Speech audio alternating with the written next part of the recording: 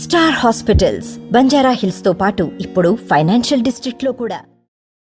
కలియుగ వెంకటేశ్వర స్వామికి పాదాభివందనాలు చేస్తూ నేను కోరిన కోరిక ఏమంటే, పేదవాడు ఏ క్యాస్ట్ అయినా ఏ కులం అయినా పేదవాడు బిడ్డలు చదువుకోవాలి, పేదవాడు అప్పు లేకుండా బతకాలి. ఆ బిడ్డల కోసం తప్పించే జగన్మోహన్ రెడ్డి కోసం ఆయన ముఖ్యమంత్రిగా ఉంటే నవరత్నాలు వస్తున్నదని ఒకే ఒక ఆలోచనతో కుట్రలు కుతంత్రాలతో ఉన్న వాళ్ళందరూ ఓటవుతున్నారు, అన్ని పార్టీలు ఓటవుతున్నారు. కానీ మానవ సేవే మాధవ సేవ అన్నాడు. మానవ సేవ కూడా పేదవాడికి చేసే సేవే మానవ సేవ. ఏ భగవద్గీత ఎత్తుకున్నా, ఏ పురాణాలు ఎత్తుకున్నా, ఏ బైబిల్ ఎత్తుకున్నా, ఏ మతాలు తీసుకున్నా కూడా, మత గ్రంథాలు కూడా మన పేర్లతో కూడా అన్ని దేవుళ్ళు మొక్కుతాం. కానీ ప్రతి దేవుడు కూడా పేదవాడికి సహాయం చేయమన్నాడు. మానవ సేవ మాధవ సేవని ఈరోజు నవరత్నాలు తీసుకుని వచ్చి పేదవాళ్ళ కోసం తప్పిస్తున్న జగన్మోహన్ రెడ్డి మళ్ళీ వెంకటేశ్వర స్వామి, కలియుగ వెంకటేశ్వర స్వామి ఆయన ఆస్వాదించాలా.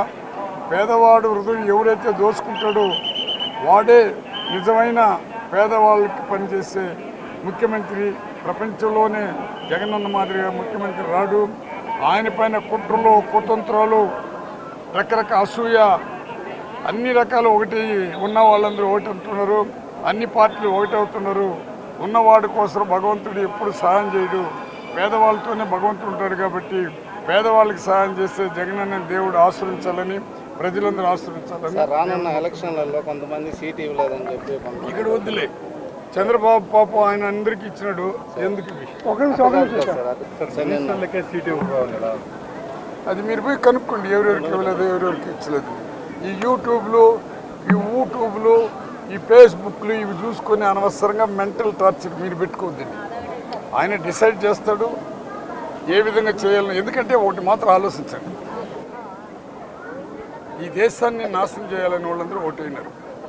ఈరోజు రాజశేఖర రెడ్డి ఆయన ఎఫ్ఐఆర్ పెట్టి కాంగ్రెస్ని తూలనాడి ఎఫ్ఐఆర్ పెట్టి ఆయన సావకుడికి కాంగ్రెస్ ఏంటి మన చంద్రబాబు నాయుడు అని మాట్లాడిన వాళ్ళందరూ కూడా ఈరోజు కాంగ్రెస్లో పోయి చేరి రాజశేఖర రెడ్డి పోటీ పెట్టుకుని ఓటు అడిగే కార్యక్రమాలు వాళ్ళు చేస్తున్నారు.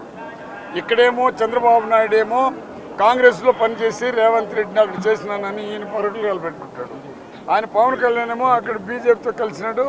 ఆ బీజేపీతో కలిసి కంప్లీట్గా ఆయనకి డిపాజిట్ లేకుండా ఆయన చేసుకున్నాడు. వీళ్ళిద్దరు నాన్ లోకల్, వీళ్ళకి పేద ప్రజల గురించి ఏం తెలుసు. మార్చినారంటే ఎందుకు మారుస్తున్నారు, ఎందుకు పెట్టారు అనేది మీరు ప్రజల్ని అడగాల. ఎవరిని మార్చినా ఎవరిని పెట్టినా జగన్మోహన్ రెడ్డి దగ్గర పథకాలు తీసుకున్న పేదవాడందరూ, ఓటు హక్కు ఉండేవాడందరూ జగనన్నతో ఉంటారు. జగనన్నకు ఓటు వేస్తారు కానీ వేరే రకంగా ఆలోచించరు. జగనన్న క్యాండిడేట్స్ ఎవరైనా వాళ్ళకి ఓటు వేసి గెలిపిస్తారు.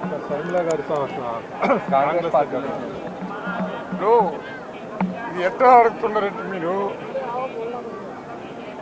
ఎవరు కాంగ్రెస్లో చేరినా, ఎవరు ఏ రకంగా పోయి నిలబడినా జగన్మోహన్ రెడ్డి దగ్గర పేదవాళ్ళు ఉండరు, కూడుగుడ్డు లేని వాళ్ళందరూ నవరత్నాలు అనిపిస్తూ ఉండాలి అంత ఉండరు. కుల వ్యవస్థ, మత వ్యవస్థ, పార్టీ వ్యవస్థ లేకుండా పేదరికమే తన ఆయుధంగా తీసుకున్నాడు. పేదవాడు ఆకలితో ఉండకూడదు. పేదవాడు అనే వ్యక్తి ఎటువంటి పరిస్థితుల్లో విద్యావంతులు కాకుండా ఉండకూడదు. ప్రతి పేదవాడి బిడ్డలు కూడా కలెక్టర్లు కావాలా, మనం డాక్టర్లు కావాలా, బిజినెస్ పర్సన్స్ కావాలా, ప్రపంచంతో తిరగాలని ఇంగ్లీష్ మీడియం తీసుకుని వచ్చిన వ్యక్తి.